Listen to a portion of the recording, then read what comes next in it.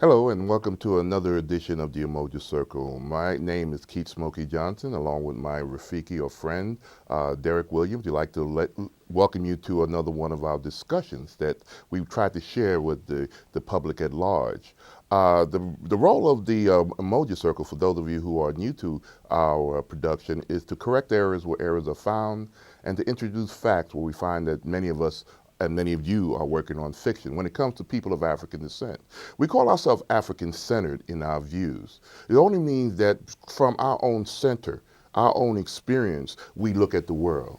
Instead of addressing the definition that the world has given about us, which is an external view that other groups might have, true in their perspective, but not true in the context of who we are. So a lot of the discussions that we have are based from our own African American experience or our representation of the African American experience. But we want you to understand that the model that we're using is a model that you could use for whatever you see in the world, and we understand that and respect that truth and that clarity. And we hope you, even though you might not even be of African descent, can learn something from our discussion. We are starting over our part two of our discussion that we started last week on the last show about the political aspect of what's going on. We're in January of 2012, excuse me, and this is a very important year that we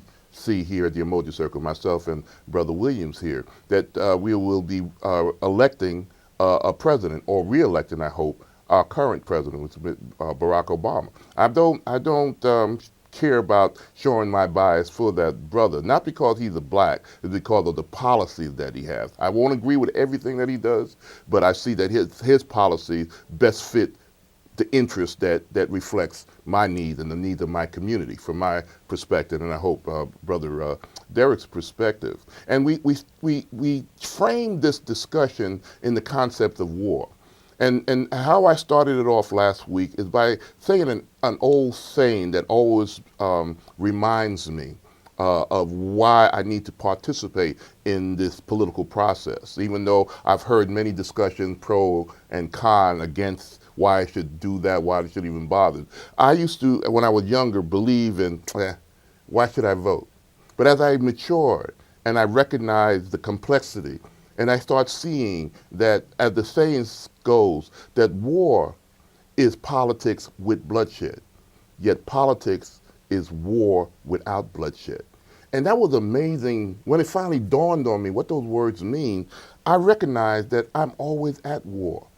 That the concept and my historical study of our history of America and the structure that was established by the Constitution and the principles that were expressed by the Declaration of Independence, that just because they were written over 200 years ago doesn't mean the action is something that is going to be there in this system today if I don't make sure that it's happening, that is happening in my community, in the community that reflects me. Yes. And if I don't participate in it, as a soldier participates in a war, whether at peacetime or in the physical war, then I cannot, you know, say with any kind of determination what I need or don't need, why I'm pissed off if I don't participate in these wars. And this war is perpetual. Yeah. That was a hard realization for me. Yeah. That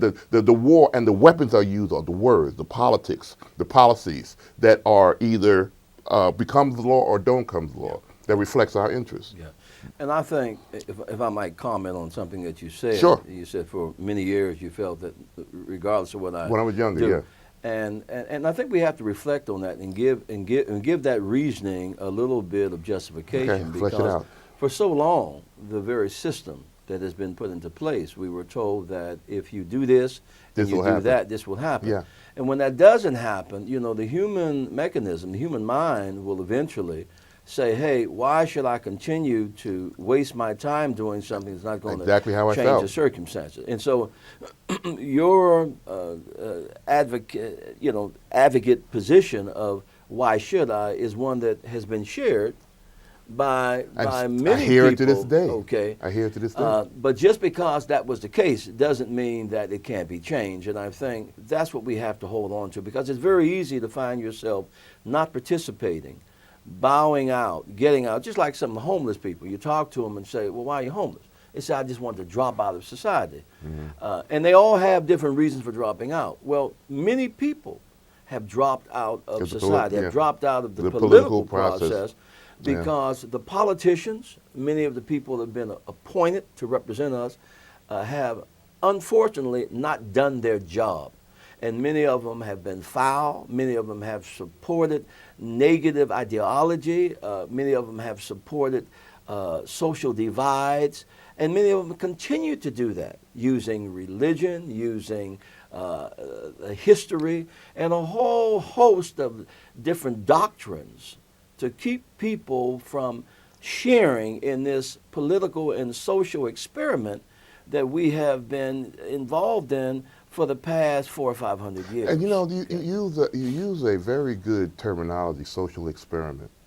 And the politics of America is a social experiment. Yes, it is. Democracy, I know, goes back to the Greeks, but in between the Greeks and what happened Democracy in goes back to much further. oh yeah, than well, that, I mean, I'm talking in Western terms. Talking to the yes. But what I'm talking about in the terms of the I'm trying to put a borderline. It goes back to ancient Africa, of course, but it's that democratic system that the Greeks had, the city-states of Athens and places like that, only lasted maybe 100 years. Yeah. Between that and the so-called age of reason, when all these budding democratic of Locke and all these things that are so-called influenced the American founding fathers, white American founding fathers from England. Yes. Between that, there were various forms of one-man rule, emperors and kings and all those type of things. So this thing that was started in 1776 is a experiment. Wasn't expected to last, okay? Still struggling to this day. And so it's not going to be, it's not a perfect system. I think it was the Prime Minister of England, Churchill, who said that democracy is one of the worst systems of government that you can have. But out of all the other kind of government that are this alongside it, it is the best thing going. And so it is messy. It is dirty. It ain't going to work for everybody, everybody. But most of us don't even know how it works. And that's what we're trying to say. Yes, that this system that tuned me out years ago when I was younger, I had all those reasons. But when I realized that if I want a car to work, if I need a car, if the system that I need to get around is my car, and I need to know how that engine works, at least that I know that somewhere in that system, in order to keep this thing moving forward, sluggish as it might be, I have to learn at least some aspect of how or take it to somebody who knows, So I have to participate in this political system, as dirty and as ugly and as messy, as delusional as sometimes it seems. It is the best thing we got going right now. Well, I think if you didn't look at it that way, we would not be celebrating a non-traditional person in office today. Okay, and so I'm for reassessing and going back and redeveloping the wheel. That's what I'm talking about, so, exactly. And I think we have a responsibility of doing that. And one of the cautions that we have to be mindful of is that we can use the historical underpinnage of how we got here, but we don't necessarily have to be stuck in the past. If you don't learn from that whence you came, then you can't get into that motor and decide, well, let me put a different ingredient. Maybe I can help this engine run a little smoothly. And that's exactly what we do here at the Umoja Circle when we emphasize history. Yeah. History is, again, you don't want to get stuck in the past, like you say. the past, present, and future exists right now, Yes. meets right here. Yes. You use past experience as lessons learned. Yes. And if the wisdom is to understand that if I do this way from the lesson learned, I will try not to repeat the mistakes that I made from the past. But I have to Absolutely. be proactive Yes. right now Yes. Yes. and adjust, do other things. That's why you say, what is an experiment? Yes. Yes. Experiment is just not one way of doing things. No. No. It's learning Yeah. and seeing the Applying mistakes. this model, subtracting this, modifying Social this. experiment. Yeah. But if you don't participate in it, it's still going to have an effect. Yeah, so let me make just a slight, you talked about, because you made an observation of the epiphany of whatever I had before. I recognize that we use terms sometimes for lack of a better term. And I believe that the past is part of the linear present. So I want to make that point, that I don't want to dismiss anything, but I want to see it within the proper context, that it empowers us now to be able to do something about it. In our last program, as we outlined things generally and said we're going to provide some of the more specifics, and we'll continue on with this topic. We realize this is the election year, so Smokey and I will modify some of the other things we want to talk about and continue on because it's so important in empowering the people, empowering you, empowering all of us, and making the place a better place than it was before we found it. But in looking at I just wanted to mention to you, and I spoke briefly, I attended a meeting the other night, and I think it serves as a good model Exactly. for taking some of the general and began looking at some of the specific.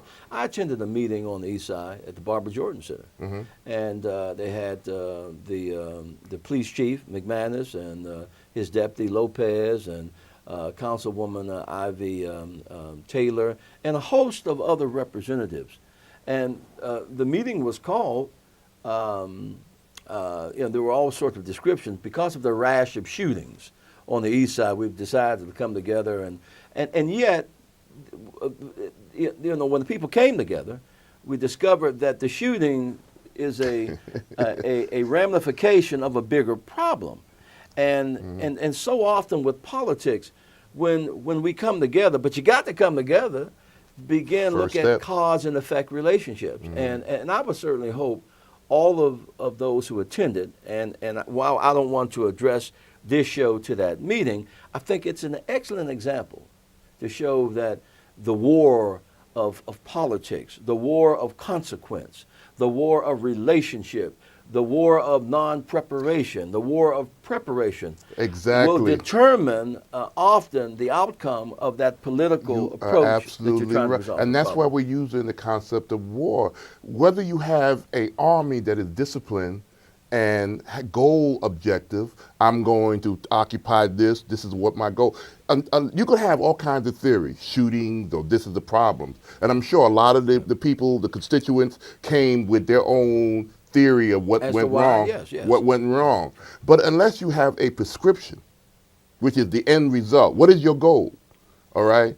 And once you have the goal, it is then that you can have the policies or techniques that'll get you there in that experiment, whether you have to adjust it or not. Yes, and to make sure that your goal is given the dignified representation that fits into the because system there are the way many it was people supposed to work. who would look at that situation and say, well, good, okay, those forces that have no interest in the east side might look at that as a natural ramification of those folk over there. And that is their interests. And, yes. And that's the thing about what I said in the other show, is that every group has their own interests, and the political system is how you get your group interests and elevate it into public policy or law.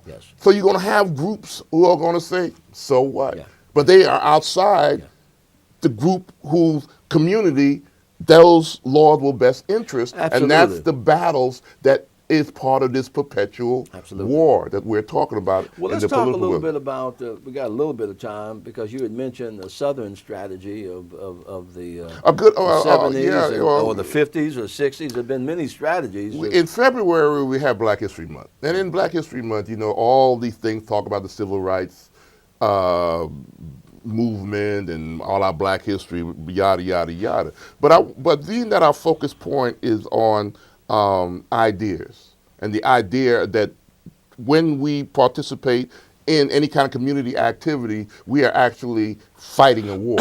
And we're participating in some aspect, no different than a shooting war, which is physical. And a good example of strategy that was used in the national war that has been affecting people of African descent. Now, in 1965, we will be told, you'll hear it next month, the Voting Rights Act, okay? Now, under the Voting Rights Act, came out of the things that happened for the previous 100 years since the Civil War. Yes. There was a shooting war from 1861 to 1865 that people see, the battles, but there was another war that was fought for another 100 years that affected people of African descent. Okay, so that we can live up to the 13, 14, and 15 minutes, and the civil rights movement, the Rosa Parks, the Black Codes, all those wars that were fought all up until the 60s that we're talking about, what brought Martin Luther King to the forefront. The Voting Act was the end result of one of those wars, okay, of that war, and which was signed by President. It gave us certain rights that were denied us in the South for the previous 100 years, all right? We all know that. You didn't have the right to vote, even though the voting, the 15th Amendment said that. But what it did was that every 20 years or so, it has to be re-ratified by Congress in a way. And why is that? Because the important part of the Voting Rights Act was that the ex-Confederate states, including Texas, who had a history of denying people of African descent, and now it expanded to everybody, equal rights under the law, would find all these blockages to voting, all right? So this law says that before any change that could happen to mess with a group's right to vote, it has to go to the State Department to see if they're violating, the 15th Amendment. And that's what the Voting Rights Act do. So every 20 years, every time, and you notice now you got all these states, the Republican state senators are changing photo IDs or, stuff that was no different than stuff that happened in the early 1900s. Yeah, yeah. And if I might, yeah. I think that is very necessary from not only from a historical standpoint, however, as we also talk about the power of politics and the power of change, I personally feel that the structure of the Voting Rights Act leaves a lot to be desired. Of course. And that is any time someone else gets their rights from amendments and other folk get their rights from the Constitution, I think there is one of the foundational termites that I mentioned before. That's the social experiment I'm talking about, that we have to be aware of those things that need to be tweaked. But if you don't know that history, and you don't participate, you can't tweak it. If you don't participate in the political structure to bring out that point that you say, because you are part of the politics of it, and you seeing the unfairness that we have to have a special law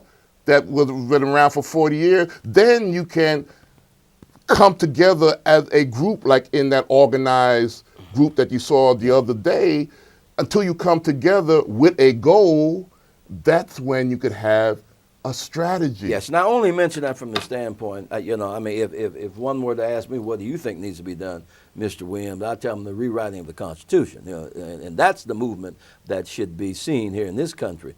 When we look at the political state of affairs and political strategies, I'd like to just mention some of the strategies that have been used to make sure that your voice was heard, to make sure that the '64 Civil Rights Act was passed, or any kind of act. And that's what's being attacked in this year of, if you listen to the political it is being rhetoric. Attacked. Yeah. But for the sake of the audience, I just want to mention some of the things that have been used in this strategy, this bloodless war that we're trying to keep from becoming a bloody war. And I'm not too sure if the civil rights era was not the last bloody war that we had. The use of boycotts, not purchasing from an entity to bring about change. And of course, the power in that is the power of the buck. Because we see the integral tie of In the economics 70s, as well. it was called Operation Breadbasket. Yes, operational breadbasket, and even before that, during I'm just using that as an example of that model you're talking yes, about. but Operation Breadbasket, I think, would have been an excellent example of how a system came together to say, let's cognitively move forward with the idea of denying someone Your something economics. in order to bring about change. Exactly. And so we can see that there's a host of factors, at least that's one. Block voting, utilizing our numbers to bring about impact in the political process. Maybe taking someone over the line, being significant enough in numbers to bring someone into office. But being able to narrowly define our vote and not just scatter it, using block voting as a punch or as a power element to bring about Other groups a have change. used that, the Irish in New York, Tammany Hall. There you go. All these things were used historically by other groups. To bring about those political changes. Exactly. Marching and demonstration. Some people see that as civil disobedience, but it brings attention. It brings attention to our matter, national attention. It disrupts the normal process. And these things, by the way, are still good. They're still Occupy apropos. Wall Street going on right now. Absolutely. Yeah, That's what's an going excellent on example. what's going on in Wisconsin. Excellent, Yeah. excellent example. The isolation and development. What I mean by isolation is actually isolating different groups, and this is probably more on the other side in terms of a strategy, but one that I think is apropos at times. Coalition building. While there's a lot of benefits in that, there's some liabilities as well. We have to recognize anytime you develop a coalition, that sometimes the coalitions begin to defend their interests and they forget why they came together. That's the policy we've talked about here on the Umoja Circle, where we always say you have temporary alliances, but you're always going to have permanent interests. Yes. So every group Yes. align themselves. That's a war. Don't you? Excellent. Didn't England align itself with America Yes, they did. in World War Yes, II? Yes. So yes, that's yes. part of a That strategy would be a of good war. example. That would be a good example. That's strategy of war. We had war. Group economics, taking your meager dollars and bringing them together, and having an economic power base rather than just scattering. In the community, in the black community. Now specifically the black community of $1, 95% of that dollar goes to Outside the community. Outside the community. 5% and that leaves a within. nickel. Yeah. And then 3 pennies of that, or at least 2 pennies of that, go to other groups who come into our community. There you go. To utilize that. So we got about 2 cents in So order to develop our. but in the our same base. concept of a war, then you're saying that our community should be looked at like a nation. A nation within a nation. And if you treat the community and what goes in and out just like any nation does, Yes. on the policies and the allegiance with the community. If we go into a Chinese Chinatown, Yes. their community is like a nation. And like a small nation. And if I come out, say, with a African shop, there's certain policies that I have to live by that fits the rules of that community before I can open my shop in that community. If they allow you to open a shop. That's what- because many of these Italian communities, communities. they mark their community and they invite you as a consumer, but they don't necessarily invite you in That's as as a participant in there because they control the economics of that community. and that's okay. That's part okay. of the American That's part of what process. we must do as well. That's the in marking our politics community. we're talking about. Exactly. We don't see ourselves that way. though. Another strategy which hasn't, in my opinion, been as effective as some people would like it to be is moral appeal. Appealing to the morality of why we should do something. I think it's important to have that, but not rely totally It's on what that. people sometimes call ethos. Yes. Ethos is that unspoken rules. When there are certain things that comes from our knowledge of our culture. Yes, it does. Is the things that and I always use it like the Jewish community. We just don't do that. Yes, I don't have to go to school to be taught that. Yes. That there's something that's endemic within the community Yes. that's just not done because of the culture. yes. It's not part of. Or what in the we do. Amish community. Yeah. Or any other communities, yes. we get diluted Yes. when in our black community. Yes, yes. That's a good point. Trickle down economics, where money is provided to everybody. And so by the time you get a few bucks, the same problem you had is not only anticipatorily larger, but it would have been better had they kept the pennies and nickels. We've always talked. We've always talked when we did a show on Amos Wilson. Remember we talked that politics and economics are two pillars of the same structure. Yes. That if you don't, and what ties the structure together in a triangle, the baseline is your culture. Yes. Yes. Your culture reflects your economics. That becomes a social cement that brings you and your politics guides the economics in your community. And I'll stop there. I would like suggest that. that we do continue on with the topic, and I'm certain that the viewing audience would be interested in hearing more about what's happening at the local level.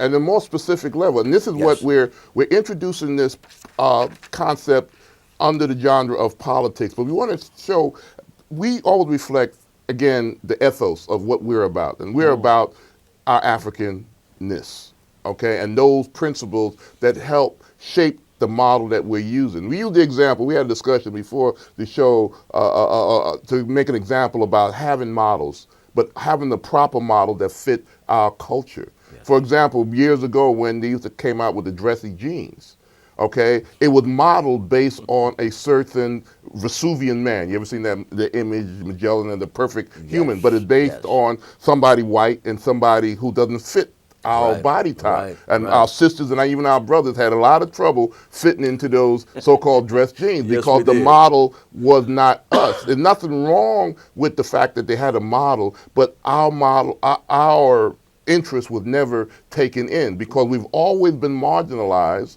since 1865, even before that, by the mythology and the politics of the time, that those marginalizations became normal, not natural. Yes, and the politics and our voices have not, they don't take our model into it. And if we don't voice ourselves and say we want to have a model that fits us, like in those community groups that came together with the police chief and the city council woman, they're coming in with a different model that doesn't fit, the East Side. And that's what your voice, and that's what politics is about, to build a structure that fits your